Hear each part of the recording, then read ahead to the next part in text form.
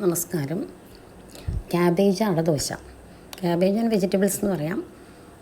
അതിനായിട്ട് ഒരു തവി മാവേ എടുത്തിട്ടുള്ളൂ. അരി മാത്രം പുഴുക്കലരി അരച്ചത് എടുത്തിട്ടുണ്ട്. അതിന് കുറച്ച് ജീരകം, കുരുമുളക്, മല്ലിയില, ഇഞ്ചി, പച്ചമുളകിൻ്റെ തരി പച്ചമുളക്, പിന്നെ ഒരു കപ്പ് ക്യാബേജ് അരിഞ്ഞ് ചേർത്തിട്ടുണ്ട്. അതിൻ്റെ കൂടെ ചെറിയ ഉള്ളി കുറച്ച് ചേർത്തു. ഇതെല്ലാം കൂടി വെള്ളമൊഴിച്ച് കലക്കി തേങ്ങ ചേർത്ത് വേണമെങ്കിൽ അരയ്ക്കാം. ഞാൻ തേങ്ങാപ്പൊടി കുറച്ച് ചേർത്ത് വെച്ചിട്ടുണ്ട്.